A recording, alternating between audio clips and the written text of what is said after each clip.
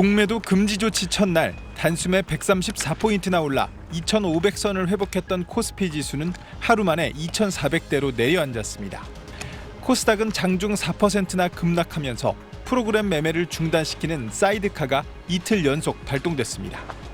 너무 오른 그제는 매수 중단, 너무 빠진 어제는 매도 중단, 이틀 새 냉탕과 온탕을 오간 겁니다. 단기간은 호재가 될 것으로 예측됐던 공매도 금지 조치가 반짝 효과에 그친 건 폭등에 따른 차익 실현 매물 때문. 외국인 공매도 세력이 주가가 뛸 경우 손실이 커질 것을 우려해 1조 4천억 원 규모의 주식을 서둘러 사들인 그제와 달리 어제는 9,500억 원 넘는 주식을 팔아치웠습니다. 2차 전지 주식도 상한가에서 줄줄이 급락했습니다. 쇼커버링성 물량들이 어느 정도 해소가 된 오늘 와서는 차익 실현도 나와도 충분히 이상하지 않을 만한 환경이었다. 공매도 금지와 급등락장 간의 인과관계에 대해 당국은 선을 그었습니다. 어저께도 가격이 오르고 오늘도 내렸는데 굉장히 많은 요인이 있다고 생각을 해요. 그래서 이거는 다 공매도 때문이다. 이거는 저는 동의는 안 하고요. 하지만 위기 상황이 아님에도 갑작스런 조치로 정책 일관성이 상실돼 변동성을 더 키웠다는 비판이 제기됩니다. 아무런 예고도 없이 갑자기 그런 조치를 취한 거기 때문에 초단기적으로는 시장의 혼란을 야기한 어떤 정책 결정이었다 이렇게 볼 수 있죠. 공매도 수급 효과는 단기적이어서 연말 주가 전망은 금리와 기업 실적에 더 영향을 받을 전망입니다. SBS 안상우입니다. 장 시장부터 주가는 큰 폭 상승으로 출발했습니다. 시간이 갈수록 상승폭을 키우며 과열되더니 오전 한때 코스닥 시장에서 매수 호가 효력을 정지하는 사이드카까지 발동됐습니다. 코스피는 5.66%, 코스닥은 7.34% 폭등하며 장을 마쳤습니다. 하루 상승폭 134포인트는 역대 최대 기록이고 상승률로는 3년 8개월 만에 가장 큽니다. 미 국채 금리가 큰 폭 하락하는 등 미국 금리 인상이 끝나갈 거란 기대감도 반영됐지만 공매도 한시적 전면 금지 조치 말곤 이 정도 상승폭은 설명하기 어렵습니다. 아시아 시장이 1% 내외 상승을 했지만 우리나라 주식시장은 5% 넘게 급등을 했기 때문에 대체적으로 상승폭의 대부분은 공매도 금지에 따른 외국인의 매수세의 결과라고. 공매도는 주가가 내려갈 것을 예상해 주식을 빌려 파는 개념. 예를 들어 어떤 종목 주가가 10만 원일 때 증권사에 주식 10주를 빌려 100만 원에 팝니다. 나중에 주가가 5만 원이 되면 50만 원어치 주식을 되사서 10주를 갚고 그러면 공매도 투자자는 50만 원 차익이 생기는 겁니다.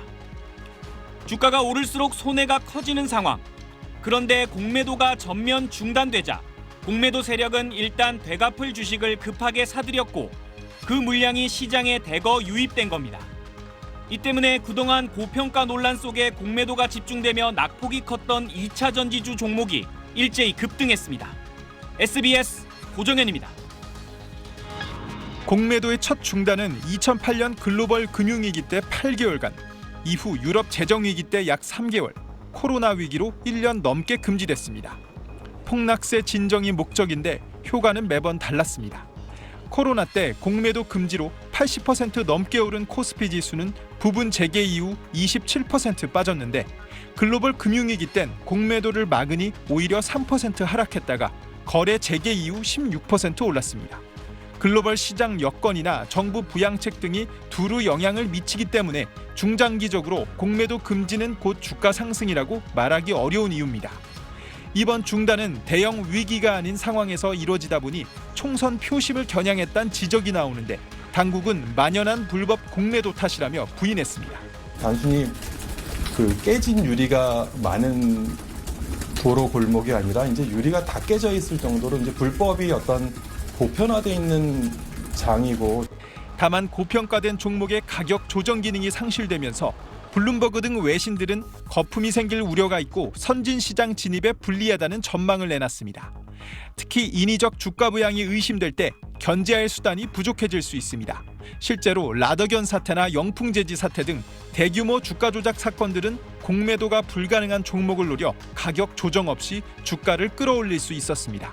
주가가 너무 지나치게 과도하게 또는 뭐 버블 국면으로 올라가는 뭐 이런 것들을 억제하는 굉장히 중요한 기능을 하는 거고요. 근데 이거를 이제 막아버리면은 글로벌 스탠다드하고는 거리가 좀 멀어지는 거고. 결국 관건은 외국인의 관행적인 불법 무차입 공매도 주문을 원천 차단할 수 있도록 빌린 만큼만 주문할 수 있게 전산 시스템을 도입하는 등의 후속 조치를 마련하는 겁니다. 당국은 아직 공매도 재개 시점을 밝히지 못하고 있는 상황인데 외국인의 자금 이탈 여부를 면밀히 모니터링하면서 서둘러 대책을 마련해 불확실성을 줄여줘야 합니다. SBS 안상우입니다.